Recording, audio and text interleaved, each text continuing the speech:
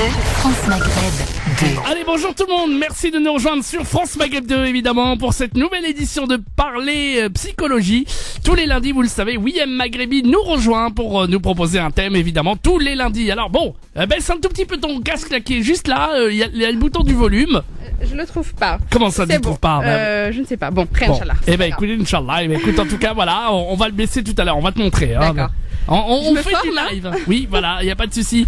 Bienvenue William. Bonjour, bonsoir, salam alaikum. Wa alaikum salam. Bienvenue à toutes et à tous dans votre émission Parler Psycho. Donc je suis heureuse de vous retrouver comme tous les lundis de 18h30 à 20h avec l'homme le plus sympathique, le plus sociable et compatissant que je connaisse. Un animateur plein d'empathie et de bienveillance. J'ai le plaisir d'être en sa compagnie chaque semaine, notre chouchou Medjahed. Yeah, merci, c'est gentil. Alors, notre émission a pour objectif aujourd'hui d'aborder chaque semaine un thème de votre vie quotidienne et de vous donner la parole afin que vous puissiez vous exprimer, témoigner et interroger. Au sommaire de l'émission d'aujourd'hui, l'avortement.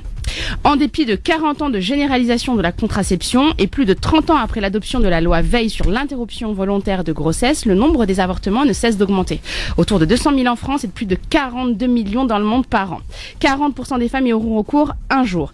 Et pourtant, malgré ce nombre important, peu de recherches, peu d'études ne s'intéressent aux conséquences physiques et surtout psychologiques d'une telle intervention. Les tabous avant et après l'avortement règnent et le poids des non-dits semble faire légion pour beaucoup de femmes pour qui malheureusement il est donc urgent de libérer la parole sans jugement ni stigmatisation. Cette émission est là afin de vous permettre de façon anonyme ou non d'ailleurs de témoigner et ainsi amorcer un début de mise en parole de vos mots MAUX. Cela sans écarter bien entendu les hommes. Cette émission est la vôtre pour vous informer sur les solutions possibles ou clés à votre disposition pour amorcer un changement.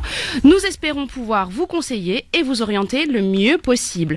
Peu importe notre origine, peu importe notre religion ou non, peu importe notre culture, la souffrance psychique derrière reste la même. Alors, qui que vous soyez, n'hésitez pas à nous laisser vos témoignages. Enfin, nous répondrons à vos appels ainsi qu'à vos messages sur ma page Facebook Maghrebi William, psychologue musulmane. Cet espace est le vôtre, alors profitez-en et n'hésitez pas à nous contacter pour échanger ensemble au 0892 23 99 50. 0892 23 99 50. Exactement, le numéro de téléphone que vous allez pouvoir faire évidemment pour vous libérer, pour la parole libre évidemment sur France Maghreb 2. On vous rappelle que le numéro est bien entendu 0892 23 99 50. Alors si vous nous appelez, il n'y a pas de souci, on vous rappelle derrière, pas de problème, vous nous appelez, on vous rappelle, comme ça vous n'avez pas à payer la communication trop cher et comme ça vous avez la possibilité de parler. Alors c'est un vaste sujet aujourd'hui, j'aimerais vraiment que tous les auditeurs, toutes les auditrices, même en total anonymat, nous parlent de l'avortement. Si vous y avez eu recours, si vous avez vous l'envisagez, si ceci est difficile, vous voulez nous en parler. Vous avez envie de nous dire qu'il n'y a pas de suivi, peut-être, je sais pas, plein de choses à dire en tout cas sur l'avortement. Et j'ai vraiment envie qu'on explose le standard de témoignage pour qu'on puisse avancer ensemble. Alors vraiment, je compte sur vous, je vous le rappelle. Un réflexe, tout de suite, vous nous appelez, on vous rappelle derrière, c'est promis. 0892 23 99 50, vous serez prioritaire, chers auditeurs. Et William Maghrebi, psychologue musulmane, est là pour vous écouter, pour vous donner aussi quelques conseils, évidemment, pour vous aider et surtout pour parler avec elle. Parce que la parole, c'est la liberté, c'est se libérer et c'est surtout la possibilité d'envisager vraiment le plaisir de parler à notre psychologue et vraiment de pouvoir échanger avec elle. 0892 23 99 50, ça va pas être facile, je le sais, mais lâchez-vous. Je vous rappelle que vous êtes totalement anonyme, on fait de la radio ensemble, vous témoignez et juste après on vous rappelle, c'est promis. 0892 23 99 50, on parle de l'avortement. Alors on démarre tout de suite. Avant de démarrer, Medjahed, je ne peux me retenir de rebondir sur ce que tu viens de dire concernant la question de la parole.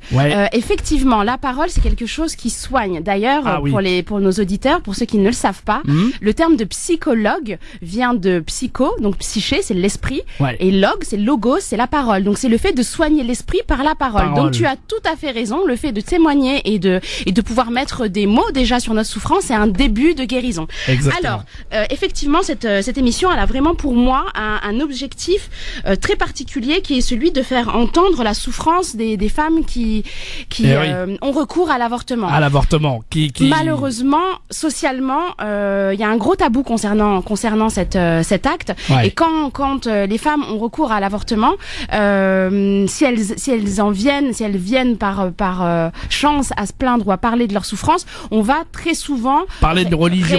Oui, ça je viendrai, mais très souvent on va les renvoyer à leur propre culpabilité en leur disant fallait y penser avant, ou c'est bien fait pour toi, ou voilà. Donc vraiment, moi, l'objectif de cette émission, je préfère le dire tout de suite d'entrée, ça pour l'objectif pour moi, c'est de vraiment faire entendre leur souffrance, c'est-à-dire de dire à leur place que peut-être elles-mêmes elles n'arrivent pas à dire. Et ben voilà, donc n'hésitez pas, mesdames. Et puis si vous avez, vous, messieurs, vous avez des femmes qui ont eu recours à l'avortement, évidemment, vous voulez nous parler de vos femmes, évidemment, parce qu'elles n'arrivent pas. Ou vos ex. Ou vos ex, en tout cas, vraiment. Voilà, n'hésitez pas, on est là, on accueille plein de témoignages, on compte sur vous, bombardez-moi le standard 0892 23 99 50, étoile et le choix numéro 1. Et puis on viendra évidemment vous rappeler, promis, ou le 01 40 33 90 00 01 40 33 9000. Allez, on continue, on commence. Donc déjà, ce qu'il faut savoir, c'est que ça nous viendrait pas à l'idée de ne pas parler d'un problème de santé grave. N'importe quel problème de santé, n'importe quelle maladie, il y a une liberté de parole. Voilà, on peut discuter du cancer très facilement, de la dépression par exemple très facilement, mais pourtant, pour ce problème-là, rien n'est jamais dit. Il y a rarement d'émissions qui parlent de ça, de la souffrance de la femme qui avorte. Il y a rarement très peu d'études, très peu d'articles, alors que ce passage sous silence de la femme qui a avorté va avoir vraiment des conséquences graves pour ces femmes. Parfois, l'accompagnement ça va faire que l'accompagnement va être inadapté, qu'elles vont être en rupture familiale, elles vont se séparer. Il va y avoir pour elles un brouillage de leurs propres valeurs ou même des troubles psychologiques. Alors, c'est vrai que pour beaucoup de femmes, tout de suite après l'avortement, beaucoup vont éprouver un soulagement. Mais ça, c'est au début. Parce que ce soulagement, il dure pas forcément toujours. Elles vont avoir l'impression sur le moment d'avoir réussi à vaincre le problème et de surmonter l'obstacle qu'elles ont dû affronter. Et elles se disent que peut-être maintenant, c'est bon, c'est du passé, qu'il va suffire juste de plus y penser et d'oublier tout simplement. C'est pas tout à fait ça, c'est pas aussi simple. Pour beaucoup, ça va être un événement qui est difficile à oublier parce qu'il laisse des traces dans le psychisme des femmes. Même si elles n'en parlent pas, même si elles se rendent pas forcément compte, il y a forcément de toute façon un impact sur le plan de leur psychologie, mais aussi sur le plan de la psychologie de leurs proches, de ces femmes, à savoir le géniteur, le mari, le petit ami, ou les amis, ou la famille qui est en contact avec cette femme qui avorte, parce que très souvent les réactions elles sont très rarement neutres. Donc ce qu'on constate, c'est que chaque fois que la mémoire de ces femmes va être sollicitée, la blessure va se réveiller. Alors je vais y revenir par la suite, mais quand je parle de mémoire qui est sollicitée, c'est chaque fois que la femme, par exemple, va croiser une femme enceinte ou une femme qui vient d'avoir un enfant, voilà, ou chaque fois qu'elle passera par la période difficile de la date anniversaire, etc. Donc la blessure se réveillera. Alors les femmes qui avortent, je veux vraiment insister là-dessus, ce sont des femmes qui sont ordinaires, qu'elles soient célibataires ou mariées, qu'elles soient pauvres ou riches, qu'elles soient jeunes ou âgées. Et quand je dis âgées, je mâche mes mots, puisque des études ont montré que des femmes avortent jusqu'à presque 49 ans. Donc quand je parle d'âgées, c'est vraiment âgées. Qu'elles soient croyantes ou incroyantes. Ce ne sont pas que des adolescentes, ce ne sont pas des filles faciles, ce ne sont pas des prostituées ou des femmes qui ont été violées. C'est vraiment des femmes comme Madame Tout le Monde. Ce sont souvent des femmes qui travaillent, qui sont indépendantes, qui sont autonomes, mais qui se voient, à un moment de leur vie, pour différentes raisons, dans l'impossibilité, elles se voient dans l'impossibilité de poursuivre leur grossesse. Pour différentes raisons, on y reviendra. Donc, elles se retrouvent radicalement, à un moment donné de leur vie, face à elles-mêmes, et très souvent dans la solitude, devant une décision qui est très grave, et parfois devant affronter et souffrir d'un deuil qui est nié. Parce que, et là aussi je vais y revenir, avorter, c'est perdre un enfant potentiel, et c'est devoir faire le deuil de cet enfant qui n'est pas né et pour lequel on a souhaité qu'il n'existe pas. Donc ce deuil-là, il va falloir pouvoir le faire. Donc très souvent, elles vont faire un acte qui va être secret, qui est celui de l'avortement, pour cacher un autre acte secret, voire d'autres actes secrets, qui sont le fait d'être enceinte ou le fait, pour remonter encore plus loin, d'avoir eu une relation hors mariage ou d'avoir eu une relation extra-conjugale ou voilà. Bon, pour celles qui nous écoutent et qui me connaissent, je ne suis pas du tout une personne qui voilà, je préfère le dire tout de suite. Je ne juge personne. J'essaye d'être dans l'écoute bienveillante. Donc, en aucun cas, mes convictions religieuses, je voudrais vraiment rassurer nos auditeurs, en aucun cas mes convictions religieuses n'entrent en ligne de compte lorsque j'ai à accompagner, à aider et à soigner des personnes qui sont en souffrance, et encore moins quand il s'agit d'avortement. On en parle dans un instant, William, on va marquer la première pause et puis bien entendu vos témoignages en direct à la radio. Vous voulez nous parler de ce témoignage et de franchir le pas de la timidité, venir parler, venir vous exprimer sur l'avortement, bien n'hésitez pas, 0892 23 99 50, vous faites la touche étoile, le choix numéro 1, je vous rappelle que vous pouvez rester anonyme évidemment, donc n'hésitez pas mesdames, vos témoignages en direct sur France Maghreb 2, 0892 23 99 50. Vous nous appelez et promis on vous rappelle derrière pour que vous puissiez vous exprimer en totale liberté ici sur France Maghreb 2 avec William Maghrebi. C'est un témoignage très très fort, des témoignages très très forts. Je sais que vous allez avoir le courage, mesdames, de nous en parler. Je sais aussi que c'est pas toujours évident, mais le premier pas, c'est de pouvoir avancer et de pouvoir en parler à l'antenne et en direct avec nous, et peut-être aussi quelques très très bons conseils de William Maghrebi, psychologue musulmane, pour vous aider à en parler et pour évidemment vous donner quelques bons conseils. 0892 23 99 50, vous faites la touche étoile, le choix numéro 1. Promis, on vous rappelle derrière si vous n'avez pas les moyens, et puis encore plus donc pour vous aider à témoigner en direct, ou le 01 40 33 9000. On vous attend évidemment, 0892 23 99 50, 01 40 33 9000. France Maghreb 2, France Maghreb 2. Et nous sommes de retour pour l'émission Parler Psychologie avec William Maghrebi. Je vous rappelle qu'elle est avec nous et on parle d'un sujet très tabou, on peut dire, pour certains, difficile. Voilà, c'est l'avortement évidemment. Je vous rappelle que vous pouvez joindre William Maghrebi si vous souhaitez la rencontrer en privé pour des consultations. Elle rencontre évidemment tous les couples, les enfants également, et tous ceux qui ont envie de rencontrer un psychologue pour parler. Il n'y a pas de souci. Son numéro de téléphone, c'est le 06 25 17 65 36. Je répète, 06 25 17 65 36, uniquement pour les rendez-vous à ce numéro de téléphone. Évidemment, 06 25 17 65 36.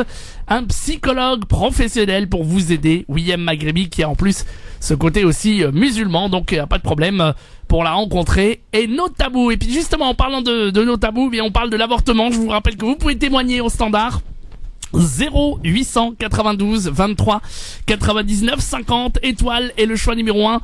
Toutes les filles qui nous écoutent, ou tous ceux qui ont eu recours à l'avortement ou qui vont envisager de le faire et qui ont envie de parler de ce thème terrible, de ce thème difficile, eh bien vous nous l'évoquez, on vous rappelle directement à l'antenne. Vous nous appelez, on vous rappelle derrière 0892 23 99 50 étoile 1 et venez parler de ce sujet très difficile au 01 40 33 9000. Allez, on va expliquer justement William, exactement. L'avortement. Pour commencer, il faut déjà savoir de quoi est-ce que nous parlons. Alors, oui. Qu'est-ce que c'est qu'un IVG? Medjahed, qu'est-ce que c'est que l'IVG? Intervention volontaire de grossesse. Tout à fait, Voilà. exactement. C'est le fait, pour des raisons non médicales, à la suite d'une décision personnelle ou familiale, donc d'une décision intime, de choisir d'interrompre sa grossesse. Alors, il existe deux types de méthodes. Est-ce que tu les connais? Chirurgicale et avec des médicaments, je crois. Tout à fait, exactement. Donc, il y a deux méthodes qui existent en France pour interrompre une grossesse. Donc, il y a la méthode médicamenteuse. Donc, cette méthode ne nécessite pas d'hospitalisation. C'est réservé aux grossesses qui sont peu avancées, jusqu'à 5 semaines de grossesse, suivant la loi française.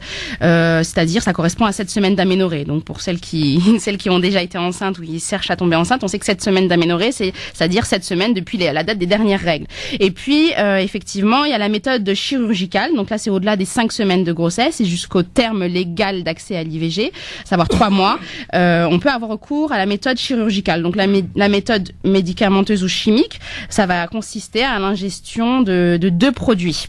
Le premier produit, pour les femmes qui ont déjà eu recours à l'IVG, le connaissent très bien, c'est le mifepristone, donc le RU 486, et puis par la suite le misoprostol. Donc le premier a pour fonction d'interrompre la grossesse et le deuxième de provoquer des contractions pour permettre l'évacuation de l'œuf. Donc simplement, ce qu'il faut savoir pour nos auditeurs qui sont pas forcément informés sur la question, l'IVG médicamenteuse, elle nécessite au moins 5 consultations médicales, faut le savoir. Les femmes doivent être vues 5 fois, 2 consultations médicales préalables, ensuite une consultation pour la prise de mifepristone, je vais y arriver. Donc ça, on rentre le matin à l'hôpital et puis on ressort le jour même. Et puis la parturiente revient un autre jour, une 3e fois, pour là prendre le misoprostol. Et enfin, il y a un dernier rendez-vous de contrôle qui est effectué 15 jours après. Voilà. Donc de toute façon, la prise médicamenteuse, elle s'effectue toujours en présence soit d'un médecin, soit d'une sage-femme, soit d'une infirmière. Voilà, pour en gros comme information à connaître avant d'y avoir recours, ou en tout cas pour les personnes qui ont déjà eu recours.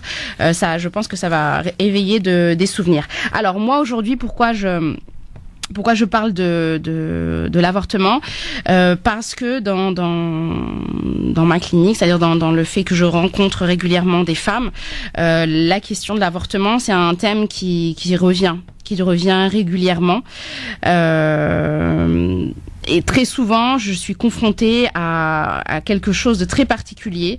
Donc, je vais vous expliquer, parce qu'il y a divergence concernant l'appellation que je vais vous donner. Mais voilà. Alors, très souvent, moi, ce que je constate, c'est que les femmes, après avoir avorté, vont présenter des troubles psychologiques. Alors, ces troubles psychologiques sont répertoriés sous l'appellation de syndrome post-avortement, même si en réalité, ce serait mieux qu'on parle de conséquences psychologiques de l'avortement. Alors, le syndrome post-avortement, c'est une appellation qui n'apparaît pas dans notre livre, à nous les psychologues et les psychiatres, qui est le DSM-5. Donc, c'est notre manuel statistique et diagnostic des troubles mentaux. Il n'y a pas de consensus au sein de la communauté médicale et scientifique qui dit et qui reconnaît que les femmes ayant avorté ressentent une souffrance psychologique suite à cet avortement. Donc moi, je fais vraiment partie des opposants qui disent que non, même s'il s'agit pas de généraliser, il y a vraiment des femmes qui souffrent d'un type de stress entre guillemets post-traumatique, qui est donc appelé le syndrome post-avortement. Et cela, moi, vraiment, je le constate régulièrement avec mes patientes. Alors, d'ailleurs, petite parenthèse, le ministère de la Santé a publié un rapport selon lequel il dénonçait le fait qu'il n'y ait pas suffisamment d'accompagnement psychologique à la demande d'une interruption volontaire de grossesse pour les femmes. Donc très souvent, l'accompagnement psychologique, il est négligé avant le fait d'avorter, et ensuite, après avoir avorté. Il y a très peu d'accompagnement, voire pas du tout. Donc, la plupart des experts psychiatres vont avoir des doutes sur l'existence donc de ce syndrome dont je parle. Donc, un syndrome, c'est un ensemble de symptômes. Voilà, c'est plusieurs symptômes qui nous permettent de parler de syndrome. Ils insistent sur le fait que l'avortement ne serait pas fondamentalement différent d'une autre expérience stressante, à savoir, je sais pas moi, le fait d'assister à un accident de voiture ou le fait qu'on nous vole notre sac. Sauf que moi, je veux vraiment insister sur le fait que l'avortement, c'est pas comme n'importe quel traumatisme, parce que dans l'avortement, on ne se fait pas agresser, on n'est pas témoin d'une agression, on est l'acteur de ce qui se passe. Donc, beaucoup de femmes me disent qu'elles se sentent absolument pas victimes suite à un avortement, mais au contraire, elles se sentent coupables. Donc, la notion de culpabilité est quelque chose d'extrêmement important et qui revient toujours. contrairement à un traumatisme classique, les femmes qui avortent ne se sentent pas impuissantes, mais au contraire, elles se sentent actrices de cette décision qu'elles ne voulaient pas toujours vraiment. Donc voilà, donc ce syndrome, c'est vraiment un dysfonctionnement psychique qui résulte d'une expérience qui est fortement traumatisante. Donc, suite à ça, il va y avoir des mécanismes de défense pour toute personne, et je vais y venir. Et j'insiste vraiment sur le fait que je fais vraiment le constat, et je suis pas la seule, et je vais y venir là également aussi. Je fais vraiment le constat que pour moi il y a une vraie conspiration du silence, à savoir que les médecins et les conjoints vont être très très peu à l'écoute, voire même sourds de la souffrance des femmes après qu'elles aient eu recours à l'IVG. Très souvent, ces femmes vont vivre cette douleur qu'elles vivent dans leur chair de façon seules. Elles sont seules, voilà, elles se retrouvent seules face à quelque chose qui est très compliqué pour elles à gérer, parce que ça apporte atteinte aussi à leur féminité, à la notion de la maternité. Donc si pour moi le traumatisme post-avortement, c'est un sujet qui est complètement tabou, c'est ce que je te disais en début d'émission, Medjahed, à savoir que quand la femme va en arriver à se plaindre de sa souffrance, de sa culpabilité, de son mal-être du fait d'avoir avorté, on va la confronter à cette vérité qui est oui, mais personne t'a forcé, c'est toi qui as voulu, tu as fait le haram, etc., etc. Donc moi ce que j'ai pu observer, parce que quand j'ai décidé de travailler de parler de ça dans cette émission, ce que j'ai pu constater, c'est que il n'existe que, et c'est quand je dis que, ça peut paraître beaucoup, mais pour moi c'est vraiment minime, il n'y a que 180 articles qui sont parus depuis depuis la légalisation de l'avortement, il n'y a que dans le monde, il n'y a que 180 articles qui parlent de ça. Je suis impressionnée par l'importance et la quantité des articles qui peuvent pulluler ici et là sur les différents troubles mentaux, mais par rapport à l'IVG, on n'a rien. Donc vraiment, je trouvais que c'était juste indispensable et d'en parler. Et moi, je fais vraiment partie des psychologues qui militent pour la revendication que si il y a une vraie souffrance après le fait d'avoir avorté, qu'il y a un vrai traumatisme qui est consécutif au fait d'avoir recours à l'IVG.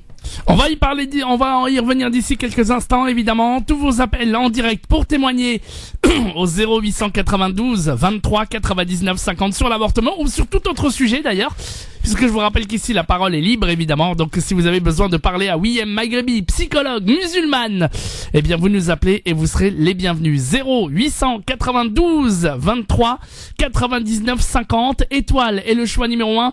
On vous rappelle évidemment derrière, il n'y a pas de souci, vous nous appelez, la parole est libre ici sur France Maghreb 2. Profitez-en, Wiem Maghrebi est là. 0892 23 99 50.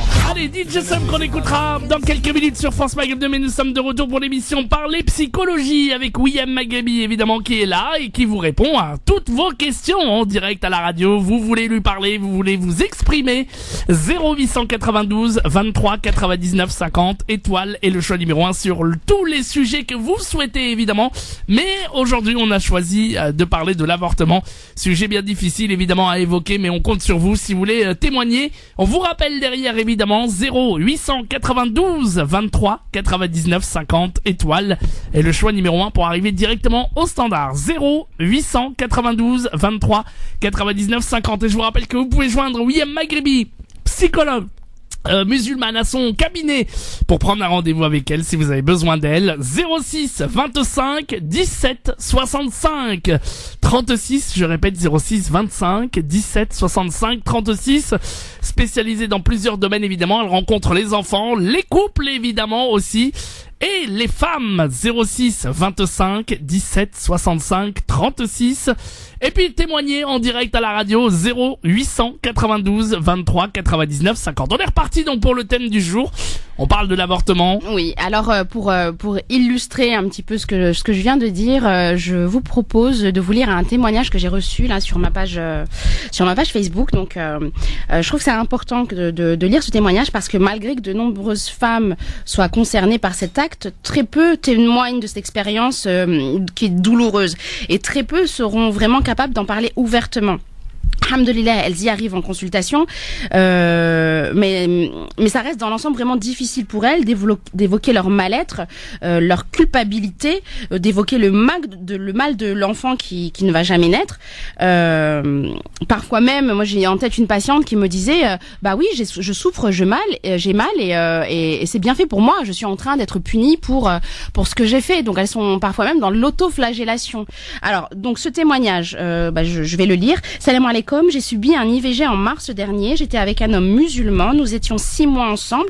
Quand je lui ai annoncé, il l'a très mal pris et le lendemain, il m'a dit qu'il s'était renseigné et m'a dit que je pouvais avorter quand il a été conçu dans le haram. N'ayant pas trop de connaissances dans l'islam, je l'ai écouté. J'avais aussi regardé sur Internet. Bref, étant persuadée qu'on allait faire notre vie ensemble, j'ai décidé de vivre l'avortement seule.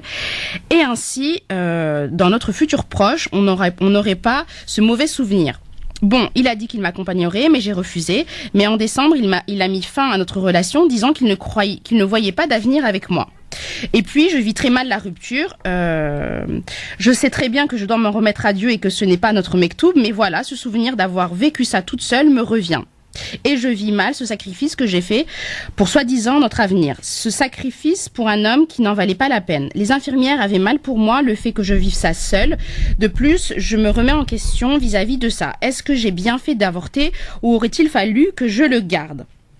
Alors, par ce témoignage, je trouvais vraiment important que les femmes qui ont subi un avortement sachent que les autres femmes qui sont passées par là partagent les mêmes réactions qu'elles. Je trouve qu'effectivement, ce témoignage, là, en le lisant, il est extrêmement parlant. Elle dit à un moment, mais voilà, ce souvenir d'avoir vécu ça toute seule me revient. Alors c'est ce que je disais tout à l'heure.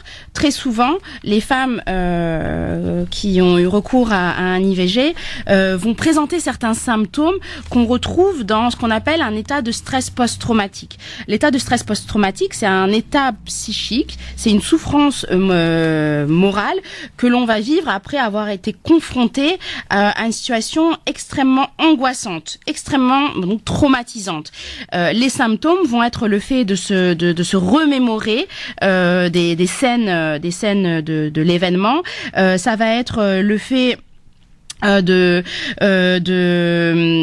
d'avoir des émotions qui vont ressurgir dès l'instant où on va être en situation qui nous rappelle l'événement. Ça va être une espèce d'anxiété généralisée. C'est des troubles de l'attention, des troubles de sommeil, etc., etc. Donc là, je trouve que dans ce qu'elle dit, c'est assez similaire et c'est typique des femmes qui ont vécu un avortement. C'est que pas forcément sur le moment, c'est-à-dire tout de suite après l'avortement. Parfois, ça va être après coup, quelques semaines, voire quelques mois, voire quelques années après, elles vont avoir des souvenirs qui vont leur revenir à l'esprit et ça va être extrêmement difficile à gérer. Et puis, elle dit, et je le vis mal, donc c'est quand même 9 mois après, donc 9 mois après avoir avorté, on dirait que la douleur pour elle est toujours aussi intense. Elle dit, les infirmières avaient mal pour moi le fait que je vive ça seule. Effectivement, là, ça renvoie au sentiment d'isolement et d'abandon que ressentent la plupart des femmes qui ont recours à l'IVG. Et puis elle dit, est-ce que j'ai bien fait d'avorter ou aurait-il fallu que je le garde ? Là, ce qui est très important dans sa question, c'est qu'on constate des regrets. Moi, ce que je peux vous dire, c'est que vous avez fait ce que vous pensiez le mieux à ce moment-là. Mais aussi, ce qu'il faut se dire, c'est que si vous vous posez ces questions,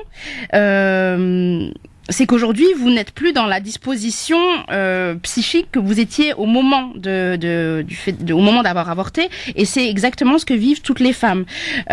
Vos interrogations, elles dévoilent vraiment une inquiétude et des regrets qu'il ne faut surtout pas ignorer, mais au contraire accepter.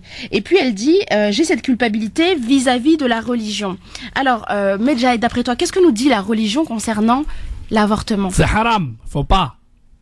Enfin, en tout cas, d'après ce que j'en connais. Après, je sais pas trop les vrais textes. Il y a peut-être plusieurs textes, comme le dit Mohamed Bajarafil. Ouais. Là, franchement, mes connaissances restent limitées. Voilà, moi, tout ce que je sais, c'est qu'il y a un texte, en tout cas, qui est clair, qui dit que vraiment Tout à fait. Allah subhanahu wa ta'ala nous dit, et ne tuez pas vos enfants par crainte de la misère, c'est seulement nous qui vous donnerons vos subsistances à vous et à eux. Certainement que les tuer est un grand crime volontaire. Et puis il nous dit, Allah subhanahu wa ta'ala nous dit, et lorsque l'on demandera à la fillette enterrée vivante pour quel péché elle a été tuée, dans la sourate 81. Donc effectivement, si on suit le texte littéral, si on suit la parole d'Allah subhanahu wa ta'ala, c'est un péché. Alors moi, en aucun cas, je ne suis une shirra, je ne suis pas là pour délivrer des fatwas, je ne le fais pas pour mes patientes, je suis simplement là pour recueillir la souffrance de ces femmes et essayer de comprendre ce qui s'est joué pour elles au moment de cet avortement, au moment de cette décision, et essayer de les accompagner de sorte à ce qu'elles arrivent à sortir de cette culpabilité et de cette douleur psychique pour aller mieux. Donc effectivement, la religion, l'islam, de toute façon c'est propre au christianisme et au judaïsme également, l'islam condamne le fait d'avoir recours à l'avortement. Maintenant, c'est vrai que pour l'islam, la vie humaine en général, elle est sacrée. Hein. La vie, elle est sacrée en islam. Donc de toute façon, l'avortement est prohibé au nom du respect de la vie humaine. D'accord. Mais il y a des comment dire, il va y avoir cet interdit, il va être plus ou moins strict suivant les circonstances et puis suivant l'état du développement du fœtus. Je crois que c'est ça déjà. Oui. Exactement. Donc dans le sunnisme, je vais pas parler du chiisme, mais je vais me concentrer plutôt sur le sunnisme là, ce soir avec vous. Dans le sunnisme, l'interdiction, elle est de rigueur. Donc l'interdiction, elle est de rigueur après les 4 mois de grossesse, c'est-à-dire que à partir de 4 mois de grossesse, au moment où le fœtus va avoir son ruh qui va être insufflé, là toutes les écoles sont unanimes pour dire qu'il est strictement interdit d'avoir recours à l'avortement. Voilà. Avant les 120 jours, donc avant l'insufflation de l'âme, pour la majorité des savants, donc l'avortement il est interdit aussi, mais il peut y avoir des circonstances qui permettent de pas de tolérer, mais en tout cas l'interdiction elle va être beaucoup moins forte. Elle va être beaucoup moins forte avant ces 20 jours et pendant la période et avant les 40e jours de gestation. Donc après les 120 jours, donc c'est quand même 4 mois de grossesse, il y a unanimité pour dire que l'avortement est interdit. Avant, ça va dépendre. Alors, ce qui est sûr, par contre, c'est qu'au niveau de la sanction, entre guillemets, et c'est ça qui va intéresser nos auditrices et nos auditeurs, c'est que avant ces 120 jours, tous les jurisconsuls, tous sont anonyme et s'accorde à dire que la violation de la vie de l'embryon va exiger une compensation financière, le roula. Alors, la compensation financière, elle est fixée à la moitié du 10e de la dira, donc c'est le prix du sang. Alors, ça correspond, et là, je ne donne que ce que moi j'ai pu comprendre de ça, et puis j'invite vraiment nos auditrices qui sont dans la situation de devoir avorter ou non, d'interroger les chouyours et de se renseigner. Alors, pas forcément sur Internet, parce que cher Internet, c'est bon, vraiment d'aller voir des imams et interroger des imams ou appeler Mohamed Bejrafil, c'est le dimanche le vendredi il y a Sami, voilà, le professeur Sami, et voilà, de les interroger eux directement, mais ça c'est environ 213 grammes d'or, soit l'équivalent à peu près de 3000 €. Alors, oui, quand même. Qu'il faut verser aux héritiers de cet enfant qui aurait pu naître. Alors, les héritiers potentiels, c'est les frères, les sœurs, les cousins, les cousines paternelles et non maternelles. Donc voilà, environ 300 €. Alors pourquoi moi je parle de la sanction entre guillemets de cette 300 € ou 3000 €? Pardon, 3000 €. Pourquoi moi je parle? Parce que c'est différent. Hein. Non, pardon. Pourquoi moi je parle de ces 3000 €? C'est parce que et là, je vais expliquer le mécanisme psychologique qui justifie le pourquoi je parle de ces 3000 €. Mais en tout cas, si l'avortement a eu lieu au-delà, après les 4 mois de grossesse, parce que ça existe dans les avortements illégaux, c'est-à-dire les avortements qui ont lieu après les 4 mois de grossesse, après les 3 mois de grossesse, pardon. Quand il y a eu avortement après les 4 mois de grossesse, là, il va falloir, selon les malikites, avoir recours à un acte expiatoire. C'est le kefara, c'est le fait de jeûner 2 mois consécutifs. En plus du fait de payer donc l'indemnisation financière. Alors. Qu'est-ce qui fait que je parle de ça? C'est que très souvent, les femmes qui ont recours, qui sont dans la situation de devoir recours à l'avortement, vont présenter en psychologie ce qu'on appelle la dissonance cognitive. Alors, c'est important, j'essaye vraiment le plus possible de vulgariser, de rendre accessible les notions psychologiques, mais là, il faut vraiment que je vous explique parce que c'est très important. Les femmes qui sont dans cette situation, qui ont été dans cette situation, doivent vraiment comprendre ce que c'est que la dissonance cognitive. Alors, la dissonance cognitive, c'est la simultanéité des cognitions, c'est-à-dire le fait d'avoir en même temps plusieurs cognitions qui s'opposent. Alors une cognition, ça va désigner l'ensemble des processus mentaux, hein. Ça va être la connaissance, ça va être de la mémoire, le langage, le raisonnement, l'intelligence, l'apprentissage, la résolution de problèmes, la prise de décision, et donc c'est ce qui nous intéresse ici, la perception et l'attention. Donc c'est le fait d'avoir des cognitions qu'on va avoir en même temps, mais qui vont se contredire. Par exemple, je vais vous donner un exemple qui va tout de suite qui est très imagé, qui va vous éclairer. Par exemple, ne pas vouloir s'enivrer. Alors, je veux pas m'alcooliser, mais je bois 6 verres d'alcool d'affilée. Alors, d'un côté, je ne veux pas boire de l'alcool et être alcoolisé, mais de l'autre côté, je bois. Vous voyez, c'est le fait en fait de faire une action qui est en contradiction avec notre pensée.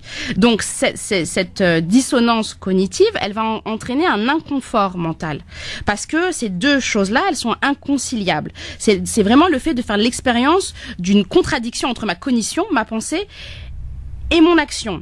Donc ça apparaît vraiment quand une personne elle est confrontée à une information qui n'est pas en cohérence avec ses croyances. Je dois avorter. Mais ça ne correspond pas à mes croyances en tant que musulmane, en tant que chrétienne, en tant que juive. Ça ne rentre pas dans ma moralité, dans ce qu'on m'a inculqué depuis que je suis toute petite. Donc la personne qui présente, donc la femme qui va être dans cette situation, je suis obligée d'avorter pour différentes raisons. Elle va souffrir de penser déjà au fait d'avorter, et elle va souffrir encore plus au moment où elle va devoir avoir recours à l'avortement. Bien, oui. on va continuer à en parler dans un instant, on va marquer la pause et on revient juste derrière. Évidemment, vous pouvez aussi nous appeler pour témoigner si vous le souhaitez au 0892 23 99 50, étoile et le choix numéro 1 pour arriver au standard 0892 23 99 50. Si vous souhaitez tout simplement parler à William Maghrebi, psychologue musulmane aussi, le même numéro de téléphone, on vous rappelle derrière, il n'y a pas de souci, il suffit juste de nous passer un petit coup de fil, on vous rappelle pendant la pub. Et puis pour tout autre sujet évidemment, vous êtes les bienvenus. Allez, on marque la pause et on revient très vite. 0892 23 99 50, le numéro de téléphone pour débarquer sur l'antenne de France Maghreb 2. Vous parlez à notre psychologue sur tous les sujets, je vous le rappelle, donc n'hésitez pas, la parole est libre. 0892 23 99 50. France Maghreb 2. France Maghreb 2. Pour ensoleiller et accompagner vos journées et vos nuits. France Maghreb 2. Et nous sommes de retour sur France Maghreb 2 dans l'émission Parler Psychologie avec William Maghrebi, psychologue évidemment, qui est là pour répondre à toutes vos questions en direct, pour parler avec vous. 0892 23 99 50, étoile est le choix numéro 1. Vous arrivez directement au standard ou pour parler avec William d'un sujet aujourd'hui. Je vous rappelle qu'on parle de l'avortement, et puis je vous rappelle également les coordonnées de William Maghrebi si vous voulez rentrer en contact avec elle, si vous voulez la rencontrer pour des consultations personnalisées. 06 25 17 65 36, 06 25 17 65 36. Allez, William, on va prendre des appels. Il y a des gens qui veulent témoigner. Déjà courageux, et merci à l'auditrice. Bravo. On prend des appels. Je vous rappelle que si vous voulez qu'on vous rappelle, il n'y a pas de souci, il faut nous le demander, hein, et on vous rappelle derrière. 0892 23 99 50. On va prendre Laïla qui est à Paris. Bonsoir Laïla. Bonsoir à tous, merci. Bonsoir. J'appelle concernant l'avortement puisque j'ai avorté il y a 3 ans. D'accord. Et donc c'était mon mari, mais on allait se séparer. Puis bon, quand je lui ai annoncé que il a disparu pendant 3 jours, Moi, j'ai dit, c'est pas la peine de garder. J'étais désespérée de toute façon. Et depuis 3 ans, je ne vis plus. Ma vie s'est arrêtée. D'accord. Et j'en pleure nuit et jour. J'en pleure nuit et jour parce que je me dis peut-être que j'aurais pas dû faire ça. J'aurais dû le garder, et même si toute la famille en aurait parlé, j'aurais été la risée, et puis bien sûr les moqueries. Je me dis, mais j'ai quand même commis un crime, et je le regrette, mais je le regrette 24 sur 24. 7 jours sur 7, il n'y a pas une journée où je ne pense pas à cet enfant, et en demandant pardon à Dieu, chaque jour, mais tout le temps. Et je me considère comme une criminelle. Je ne pourrais plus jamais vivre, normalement, même rigoler, je peux plus rire comme avant, puisque je me dis, mais pourquoi tu rigolerais? Puisque toi-même, tu es une criminelle. Et c'est comme ça que je le prends. Et j'en suis triste, mais je regrette, mais jusqu'à ma mort. Et je me dis qu'au jour du jugement dernier, quand cet enfant sera devant moi, et qu'il dira, pourquoi tu m'as tué? Parce que j'étais bête, et que j'étais égoïste, et que j'ai pensé qu'à moi, et bon, je vais bien payer, de toute façon, mais je regrette. J'arrive plus à vivre. D'accord. Il y a des moments où je me demande si Dieu m'a pas fait ça. Je me dis peut-être qu'il ne veut pas de moi au paradis, peut-être que je suis mauvaise, que j'étais vraiment, vraiment mauvaise, et que je mérite ça, et que je vais mourir, et que je vais souffrir, mais ici, souffrir là-bas, parce que je souffre maintenant, et je souffrirai certainement là-bas, et ça m'a détruit. Même déjà l'acte que j'ai fait, le jour où je l'ai fait, j'en ai été traumatisée. J'en ai pleuré, mais toutes les infirmières pleuraient avec moi, mais je dis, mais voilà, je l'ai fait, bon, tant pis, c'est fait de toute façon, mais voilà, je peux plus vivre normalement. Même en disant, tout à l'heure, je vous écoutais quand vous dites, oui, c'est 40 jours, c'est 120 jours, mais même une journée. Quand je savais que j'allais le faire, je lui parlais, je lui demandais pardon, il était dans mon ventre, et je lui demandais pardon. J'étais pas à 4 mois, ou j'étais peut-être à 1 mois et demi, mais je lui parlais en lui demandant pardon, même avant. J'étais déjà attachée, mais pourquoi je l'ai tué? Oui, il existait déjà en vous. Votre témoignage est extrêmement touchant, il est extrêmement poignant. Effectivement, ce que vous vivez, c'est vraiment pas simple. Vous nous dites exactement ce dont moi je suis témoin dans ma pratique régulièrement. Votre souffrance, c'est exactement ce pourquoi moi je milite, à savoir l'existence du syndrome que présentent les femmes à la suite, que beaucoup de femmes ressentent à la suite d'un avortement. Et vous présentez effectivement une culpabilité très intense, avec de la honte, avec une détresse émotionnelle. Moi, de ce que j'entends, de tout ce que vous êtes en train de me dire, c'est qu'effectivement, on peut penser à peut-être de la dépression, vu ce que vous me dites. Vous avez perdu complètement confiance et en vous, et même l'estime pour vous-même. Là, vous êtes vraiment, pour moi, en situation de grande souffrance. Alors, ce que vous êtes en train de me dire, paradoxalement, ça va vous paraître peut-être étonnant, ce que je m'apprête à vous dire, mais c'est important que vous l'entendiez. Votre souffrance aujourd'hui, ce que vous êtes en train de nous décrire, c'est justement le chemin nécessaire qu'il faut pouvoir parcourir pour pouvoir débuter, pour pouvoir amorcer une guérison. C'est extrêmement important. Le fait que vous ayez conscience de votre acte, de la réalité de ce qui s'est passé. On va pas mâcher ces mots. Vous n'êtes plus dans le déni, c'est-à-dire vous n'êtes plus dans le fait de se dire ça va, c'est pas grave, vous l'avez jamais été, je crois en plus. Vous n'êtes pas dans le fait de se dire y a rien, c'est rien, c'est bon, passons à autre chose. Vous n'êtes pas dans l'évitement, au contraire, vous êtes en train de vivre de façon très très intense des émotions qui sont très douloureuses. Donc voilà, vous êtes là dans la phase qu'on considère de désespoir. Il va falloir que vous parveniez à faire le deuil de cet enfant, le deuil de la mère que vous auriez pu être pour cet enfant, et le deuil de la femme que vous ne serez plus jamais. Parce que, effectivement, cet avortement, il est venu remettre en cause beaucoup de choses de votre propre identité.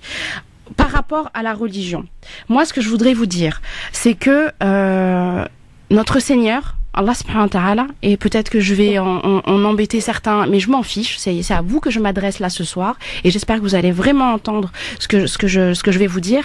Allah subhanahu wa ta'ala, il est Rahman Rahim. Il est le miséricordieux, le tout miséricordieux. Notre Seigneur, bien entendu qu'il est celui qui châtie, mais il est aussi le Seigneur de l'amour. Alors, je ne viens pas dire qu'il ne faut pas faire les actes d'adoration, ou qu'il ne faut pas éviter les péchés. Je viens dire que lorsque un péché est fait, il faut parvenir à se pardonner. Parce que si vous ne vous pardonnez pas, Allah subhanahu wa ta'ala, lui, il pardonne. Et il pardonne tous les péchés. Même les plus énormes, même les plus graves. Les compagnons de notre prophète, alayhi salam, ont tué leurs enfants avant de se convertir. Vous allez me dire, oui, mais je suis née musulmane et j'ai grandi dans une culture musulmane. Peu importe. Allah subhanahu wa ta'ala leur a pardonné, leur a promis le paradis. Vous avez dû arriver à faire cet acte de tuer votre enfant. On va pas mâcher ces mots. Maintenant, c'est fait. Ok. Il va falloir pouvoir faire le deuil. Notre Seigneur, il est le miséricordieux, le tout miséricordieux. On agit, on fait les actes d'adoration. Notre Seigneur, il n'a pas besoin de nos adorations. Il n'a pas besoin de notre prière. Il n'a pas besoin de notre jeûne. Je le dis toujours et je le répéterai. Allah subhanahu wa ta'ala, il n'a pas besoin de nos actes d'adoration. S'il nous demande de jeûner, de prier, etc., c'est pour qu'on lui prouve par les actes qui lui plaisent à lui qu'on l'aime et en retour avoir son amour. C'est le Rahman Ar-Rahim. Quand je fais des actes d'adoration et que j'évite des péchés, je le fais pour moi parce que c'est pour mon bien, bien entendu, mais c'est aussi et surtout pour qu'Allah subhanahu wa ta'ala soit satisfait de moi, qu'il me regarde et qu'il m'aime. À partir de maintenant, s'il vous plaît, c'est extrêmement important que vous mettiez en place des choses, des moyens pour vous pardonner. Alors, si votre culpabilité, elle est surtout d'un point de vue de l'ordre du religieux, c'est-à-dire que si, ce que j'ai pu comprendre de ce que vous m'avez dit, si vous vous en voulez parce que vous vous dites qu'Allah vous punit et que, en gros, vous êtes foutu et que le Yawm al-Qiyamah, vous ne rentrerez au paradis, ça, moi, je vous dirais que, attention, on peut pas se mettre au niveau d'Allah subhanahu wa ta'ala. Allah subhanahu wa ta'ala n'a de compte à rendre à personne. Il n'a pas à se justifier de ses décisions. Il fait ce qu'il veut. S'il veut vous faire rentrer au paradis malgré cette action, il vous fera rentrer au paradis. C'est lui qui décide de qui rentre au paradis ou non. C'est pas vous, c'est pas les chouyours, peu importe. Là, ce que lui, il regarde, wallahu a'lam, c'est votre souffrance, votre culpabilité. Est-ce que vous croyez que votre cœur qui est en train de souffrir, c'est le même que celui d'une personne qui agit et qui s'en fiche complètement d'avoir eu recours à l'avortement? Vous êtes en pleine souffrance. Il y a une vraie culpabilité. Donc notre prophète sallallahu nous dit, il n'y a pas une épine, il n'y a pas une douleur qu'on subit qui n'est pas une source d'expiation de nos péchés. Donc votre souffrance aujourd'hui, elle est source d'expiation de votre péché, que vous le vouliez ou non. Donc si Allah subhanahu wa ta'ala vous faire rentrer au paradis, il vous fera rentrer au paradis. Maintenant, moi les conseils que je vais vous donner, c'est surtout, s'il vous plaît, ne restez pas isolés. Ne restez pas isolés et essayez de prendre contact déjà avec des associations de femmes qui ont vécu la même chose ou qui sont passées par la même chose. C'est extrêmement important que vous arriviez à sortir de votre souffrance et même de votre dépression, puisque clairement, moi je crois que vous êtes en pleine dépression. Il faut vraiment pas vous négliger. Ok, vous avez fait ça, mais comme des personnes pourraient tuer accidentellement, ou comme des personnes pourraient tromper, ou comme des personnes pourraient mentir, voler, etc. On est des insans, on est des êtres qui oublient, on fait tous des péchés. Maintenant, vous avez, pour X raisons, sous la pression, on se trouve pas des excuses, mais en tout cas, quoi qu'il en soit, vous en êtes arrivé là. C'est une réalité. Maintenant, il faut avancer. Vous avez toute votre vie devant vous. Vous n'avez pas le droit de vous arrêter à cette souffrance et de se dire que c'est terminé. C'est Allah subhanahu wa ta'ala qui vous jugera. C'est ok, Leïla. Ni moi. Simplement, j'aurais voulu, Medjed, allez, rapidement, parce que allez-y. Pouvoir vous donner des conseils, quelques conseils. Donc effectivement, il faudrait vraiment, à mon sens, commencer peut-être une psychothérapie et puis peut-être tenir un carnet. Moi, j'aime bien dire à mes patientes de tenir un carnet dans lequel vous allez faire ce premier pas d'acceptation où vous allez parler peut-être à cet enfant qui aurait pu naître, lui imaginer la vie, même si c'est dur, mais il faut le faire. Imaginer la vie que vous auriez pu avoir avec cet enfant et puis lui demander pardon et ensuite vous pardonner. Alors peut-être écrire dans un carnet ou dans une lettre, mais en tout cas l'écrire et ensuite soit le brûler, soit le mettre de côté. Et puis si vraiment votre culpabilité, elle est sur le plan du religieux, vous avez des moyens à votre disposition pour vous faire pardonner. Mais surtout pour vous pardonner à vous-même. À savoir, vous pouvez jeûner 2 mois consécutifs et vous pouvez payer en fonction de votre vos capacités, donc l'indemnisation, la compensation financière. S'il vous plaît, c'est extrêmement important que vous entendiez bien ce que je suis en train de vous dire. C'est nécessaire que vous vous pardonniez. C'est très important. C'est ça. D'accord. Bon, Laïla, en tout cas, sachez que Wiem est à votre disposition pour vous rencontrer pour des consultations Merci personnalisées. Il n'y a pas de souci. Hein. Merci, ça m'a fait du bien, c'est gentil. Ah, Et bah je voyez, suis très bah au bonne moins soirée. voilà, on est super ravis d'avoir donné des bons conseils en tout cas à l'antenne et on est là pour ça, en tout cas du moins Wiem, il le fait avec brio en tout cas. Prenez soin de vous. Merci. N'oubliez pas que vous êtes votre propre MNA et que vous allez rendre des comptes sur vous-même avant même de rendre des comptes sur quoi que ce soit d'autre. Donc prenez soin de vous, s'il vous plaît. Je vous remercie beaucoup. Je vous souhaite une très bonne soirée. Merci Bonne à soirée vous, Laïla, c'est moi. à bientôt. Merci. Allez, Au comme revoir. salam. Un témoignage très très fort. Et ben voilà, vous aussi, venez prendre conseil, venez témoigner, comme Laïla qui a eu le courage de le faire évidemment. En plus, carrément, elle a tout donné. Hein, c'est quoi, enfin, elle a dit la ville et tout, donc y a pas de souci. Vous êtes les bienvenus. Hein, 0892 23 99 50 étoile et le choix numéro 1. Et alors, on parlait de ce débat justement. Peut-être, on en parlait hors antenne justement, mais on voudrait l'évoquer à l'antenne.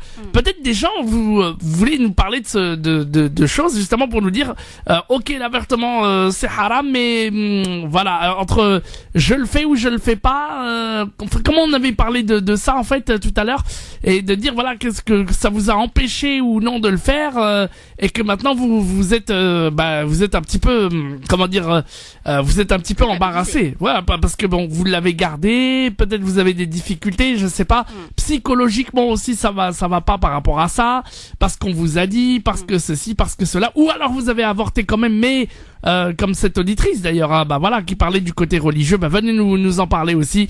0892 23 99 50 étoile et le choix numéro 1.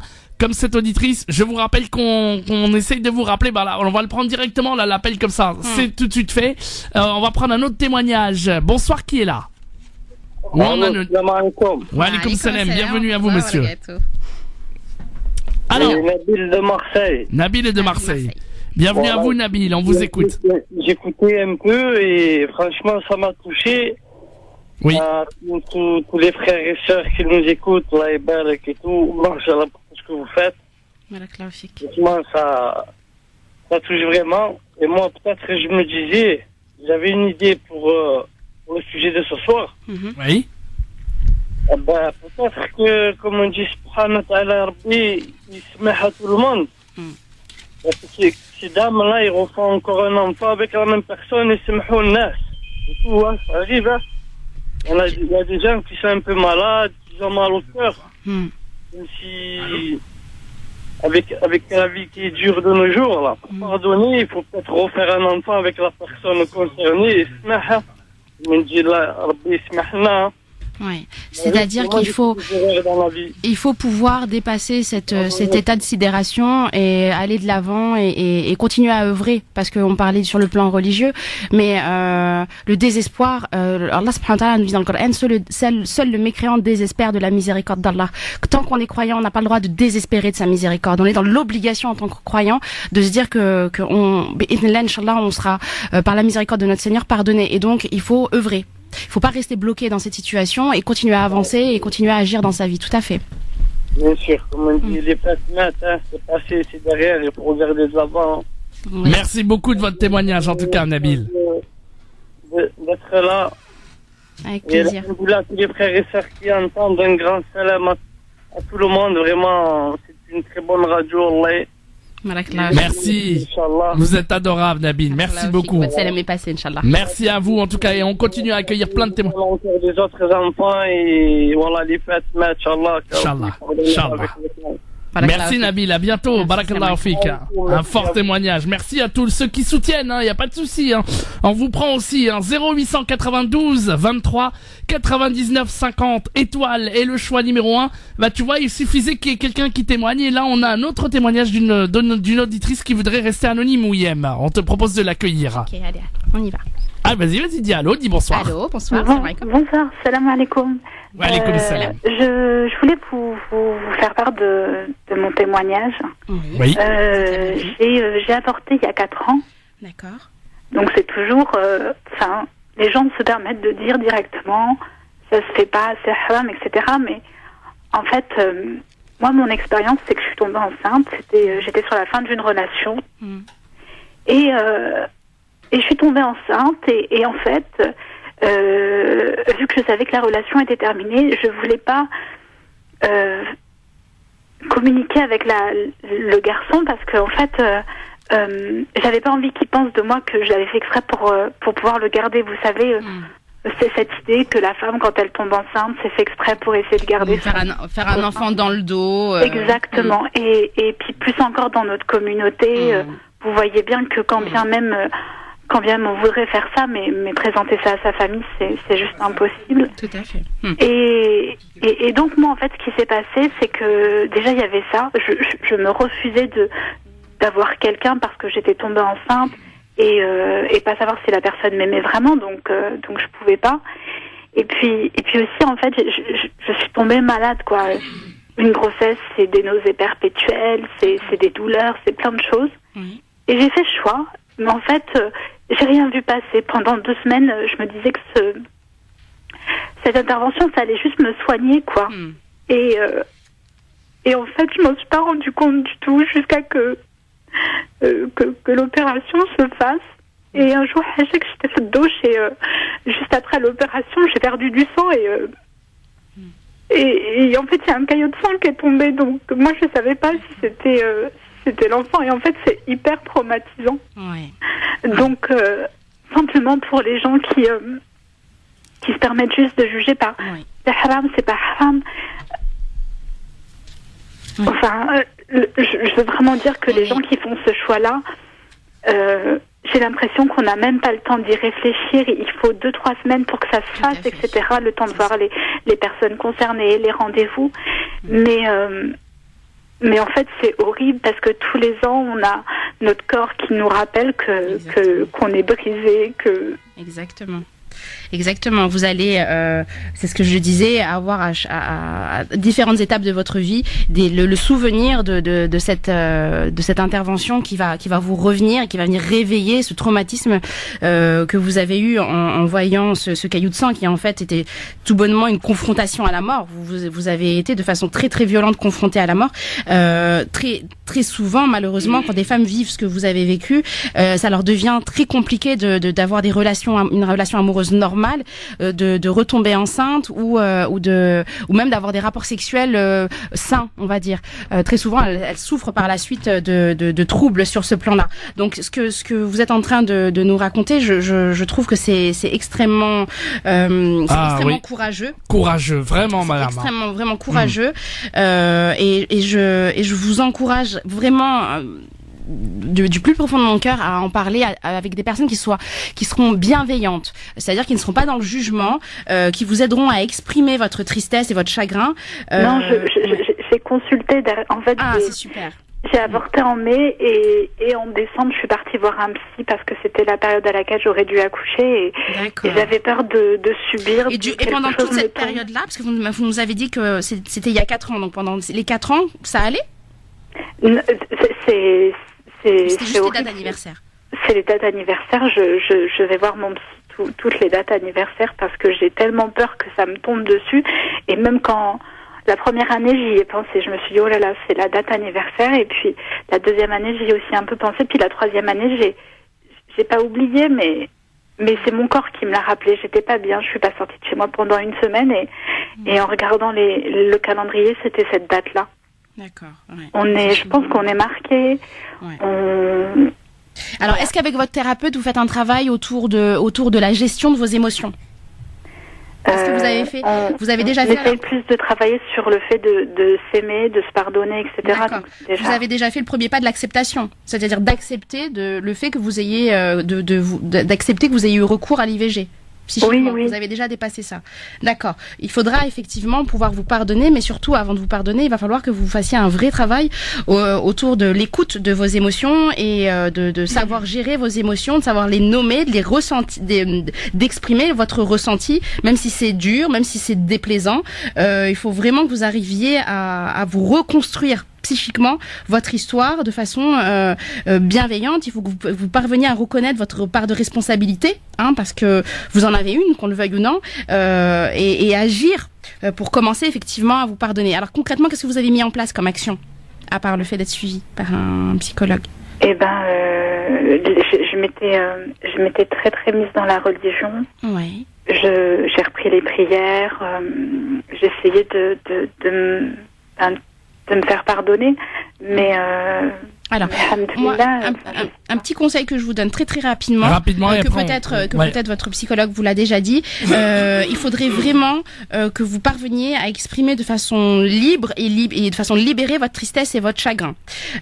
Ensuite, il faudrait vraiment écrire moi c'est ce que je dis toujours, écrivez dans un journal vos sentiments, parce que c'est la catharsis, c'est la décharge émotionnelle, ou bien dans un petit livre, essayez de tenir un journal de vos émotions. Ensuite, je vous dirais, ne soyez pas dur envers vous-même, essayez de vous tenir un langage positif. Essayez de parler de façon affirmative. Essayez de vous renforcer sur le plan psychique. N'oubliez pas, c'est ce que je disais à l'auditrice précédente, c'est que Allah subhanahu wa ta'ala, il pardonne tout sauf le shirk, mais il pardonne tous les péchés. Rappelez-vous aussi que c'est vous qui avez décidé d'avorter, même s'il y avait une pression, mais rappelez-vous que vous avez pris la décision il vous était destiné, la décision que vous avez prise, elle vous était destinée. C'est la décision que vous étiez destiné à prendre. Le livre est fermé, les destins de chacun d'entre nous sont déjà écrits. Le livre est fermé depuis bien longtemps. Donc, si vous êtes passé par là, c'est que c'était votre destin. Maintenant, essayez aussi de faire chaque jour des choses, des activités qui vous mettent à l'aise, qui vous font plaisir. Faites-vous plaisir, gratifiez-vous. Vous n'êtes pas cette mauvaise personne. Fermez-vous au west-west, parce que n'oubliez pas que quand on commet un péché, l'objectif du shaitan, c'est de venir nous affaiblir et nous fragiliser sur le plan psychique. Par quoi? Par des west-west. Donc, ce qu'on appelle les ruminations. Il faut vraiment vous fermer à ces pensées pour pouvoir vous reconstruire et vous renforcer sur le plan psychique. Pensez à l'avenir. Faites-vous une liste de toutes les choses que vous aimeriez faire. Et puis, comme je disais à l'auditrice précédente. Non, mais j'ai repris mes études, en fait. Super. Eh ben, c'est très bien. Est-ce que vous faites des exercices de relaxation? Non, ça me stresse. En fait, j'essaye de faire du pilates, D'accord. du yoga. C'est un peu l'effet inverse, normalement. Ça me gêne plus, ça me stresse plus que ça ne me... Donc voilà. Bon, en tout cas, merci beaucoup de votre témoignage, madame. Et puis sachez que William reste à votre disposition. Sur le chemin de la guérison. Et bravo pour ce témoignage, parce que moi j'étais très très très touché. Et notre cœur est là et on pense très très fort à vous. Et puis on a beaucoup d'émotions à vous écouter tous et toutes. Surtout toutes. Inch'Allah, j'espère que si ça a pu aider quelqu'un qui a l'impression Inch'Allah. qu'elle a fait un geste, quelque chose d'horrible, ou qu'elle... En fait, j'ai l'impression qu'on perd un peu le contrôle dans ces moments-là. Et... Ouais, ça vous échappe. Et en fait, on se réveille et on a déjà pris la décision, donc on sait même pas si on l'a vraiment prise. Vous êtes spectatrice. Voilà. C'est là où est le traumatisme. C'est très souvent, on croit qu'on est actrice, en réalité, on est juste spectatrice. Rapidement, oui, parce qu'on a la pub. Merci beaucoup, madame, Merci vraiment. à vous. Allez, je vous dis à bientôt. Barakallahu fik. On a d'autres témoignages, évidemment, dans un instant. On marque la pause, comme ça, on vous accueille directement au standard 0892 23 99 50 étoiles et le choix numéro 1. On va prendre un maximum de personnes. On vous accueille dans un instant. 0892 23 99 50. France Maghreb 2, France Maghreb 2. Et nous sommes de retour pour l'émission Parler Psychologie avec William Maghrebi qui est là avec vous et qui vous répond. On parle d'un thème très très très important aujourd'hui, très difficile, l'avortement. Beau thème que vous avez choisi. Je vous rappelle que vous pouvez évidemment aussi prendre un rendez-vous avec William Maghrebi, psychologue musulmane qui reçoit les couples, les enfants et aussi les femmes en particulier. Donc si vous avez envie de la rencontrer pour des consultations personnalisées privées, vous l'appelez au 06 25 17 65 36, je répète 06 25 17 65 36 et elle vous écoute évidemment maintenant en direct au standard au 0892 23 99 50. On va prendre d'autres témoignages. On rappelle le numéro de téléphone, n'hésitez pas, 0892 23 99 50 et je voudrais vraiment William, qu'on salue tous les gens déjà qui ont commencé à appeler parce que vraiment, c'est des témoignages très forts. Je voudrais en profiter pour saluer également, avant de recevoir notre auditeur, Oui. je voudrais saluer toutes les femmes qui accompagnent les personnes les C'est femmes vrai. qui avortent, Tout à donc fait. le personnel soignant et encadrant. J'ai une pensée toute particulière pour une de mes patientes qui est en souffrance psychologique parce qu'elle est amenée à délivrer le médicament Ouais. et que c'est en contradiction avec ses convictions religieuses. Donc voilà, je pense qu'il faut aussi saluer celles qui sont là et qui soutiennent et qui réconfortent et rassurent. Et ben voilà, on va prendre des auditeurs en ligne, hein. 0892 23 99 50. On a Nassim qui est avec nous. Bonsoir, de Montreuil. Bonjour Nassim, bonsoir. Bonsoir, salam alaikum. Ouais, Alaykoum salam. salam wa rahmatullahi wa barakatuh. Bonsoir. Voilà, au fait, j'écoutais l'intervention et j'ai déjà eu des femmes dans mon entourage qui ont été soumises à ce genre de problème, c'est-à-dire de tomber enceinte en dehors du cadre du mariage. Et malheureusement, l'aspect religieux, surtout dans l'islam, est très très présent. Et souvent, la question qui revient, c'est quel est le statut légal de l'enfant. Et malheureusement, dans notre patrimoine islamique, on a beaucoup de hadiths qu'on attribue malheureusement faussement au prophète sallallahu alayhi wa sallam, qui dit que l'enfant bâtard ne pourra pas faire telle et telle chose, etc. Éviter notamment. Et donc, voilà, hérité notamment. Et au fait, on a un témoignage de Aïcha radiallahu anha qui est très important et qui réfute tous ces hadiths avec un seul verset. C'est le verset 164 de la sourate 6, la sourate Bestiaux, qui dit, dans le sens, chacun n'acquiert le mal qu'à son détriment, personne ne portera le fardeau d'autrui. C'est-à-dire que tous ces hadiths, elle les a balayés avec ce verset. Et je sais que quand une femme se retrouve dans cette situation, qu'elle est croyante, qu'elle est musulmane, qu'elle est pratiquante, ces questions lui reviennent. Et donc, notre mère des croyantes, Aïcha radiallahu anha, nous donne la réponse. Donc, je voulais apporter cet élément de réponse pour les femmes qui se retrouveront ou se retrouvent malheureusement dans cette situation, pour leur dire en gros, votre enfant ce n'est pas un bâtard, ce n'est pas de sa faute, il pourra devenir imam s'il veut, il pourra vivre sa vie, et c'est pas de sa faute s'il s'est retrouvé dans ce monde-là par cette conception. Barakallahu fik, parce que c'est extrêmement important ce que vous êtes en train de nous dire, parce que vos paroles s'adressent aux femmes qui sont peut-être sur le point d'avorter, parce que elles ont conçu cet enfant qui est illégitime très souvent aux yeux de la religion et aux yeux de la société en général, et elles se culpabilisent. Et moi, ça me rappelle le premier témoignage d'une personne sur ma page Facebook où elle disait que son ex-compagnon a justifié l'autorisation de l'avortement par le fait que cet enfant est un enfant du haram, ce qui est absolument faux. Donc merci beaucoup. Effectivement, chacun ne porte sur ses épaules que le poids de ses propres actions, et votre enfant, l'enfant qui a à naître, effectivement, il est innocent de la conception, de la façon dont il arrivera au monde.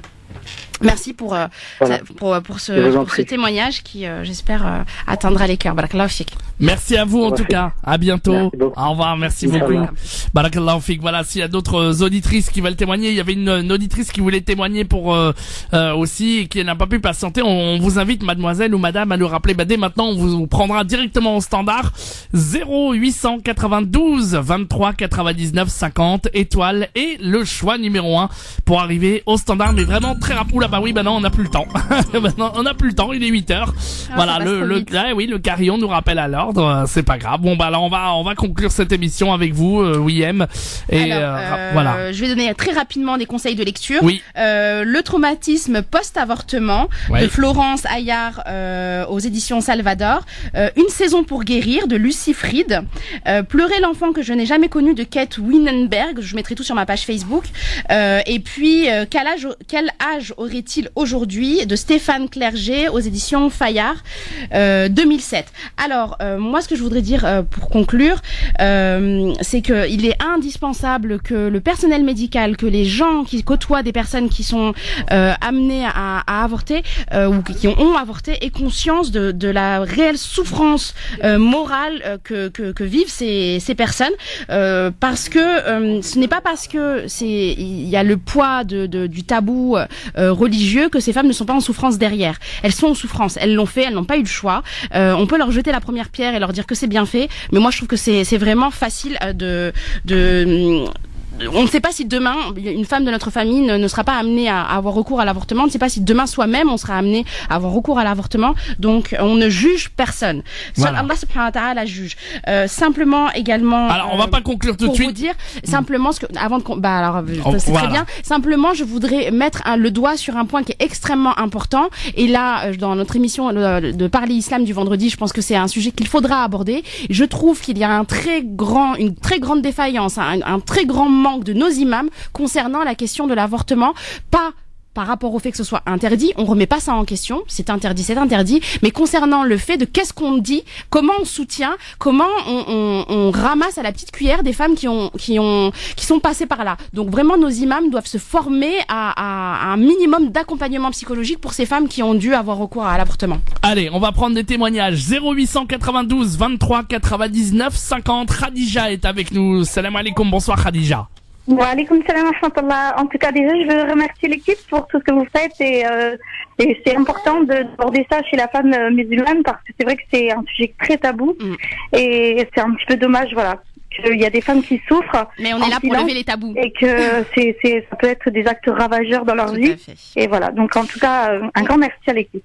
Tout à fait. Barakallahu fik, je ne l'ai pas dit, mais le syndrome post-avortement pousse des femmes au suicide. C'est extrêmement important de savoir que des femmes souffrent de graves dépressions et vont jusqu'à se suicider parce qu'elles se croient foutues.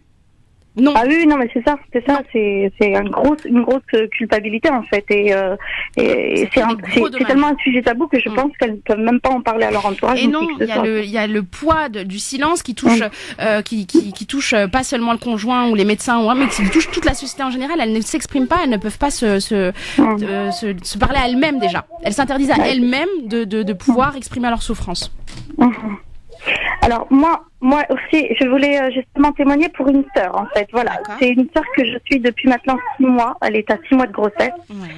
Et si vous voulez, sa grossesse a décelé une pathologie, donc une anomalie chromosomique, qui dans un premier temps était l'anomalie de l'enfant hermaphrodite. D'accord. Okay. Voilà. Entre-temps, donc, elle a fait d'autres examens. Elle a poursuivi sa grossesse. Et il se trouve qu'aujourd'hui, elle est à 6 mois de grossesse. Et les médecins lui disent que, en fonction des examens qu'elle a subis, qu'il serait aussi aveugle avec un grand retard mental. D'accord. Ok. Donc hermaphrodite, aveugle et avec un grand retard mental. Elle n'a pas envie de poursuivre cette grossesse. Donc il lui conseille une IMG. Une interruption médicale de grossesse. D'accord, ou thérapeutique, ou ITG. Ok. Et donc la sœur, cette femme, s'interroge sur le fait d'y avoir recours ou non. Si elle devra rendre des comptes auprès d'Allah ou si elle sera pardonnée si jamais elle commet cet acte. Ah mais là on est dans l'aspect religieux, c'est pas psychologique. Là effectivement on est dans l'aspect religieux. Mais c'est les deux parce que justement elle souffre de savoir que cet enfant va souffrir. C'est ça, parce que là la question qu'il faut pouvoir entendre derrière la question religieuse, c'est est-ce que je vais être capable, moi en tant que mère, est-ce que je vais pouvoir l'aimer, est-ce que je suis suffisamment forte pour prendre soin de lui, est-ce que j'ai l'énergie psychique de toute ma vie, prendre cette responsabilité de l'assumer.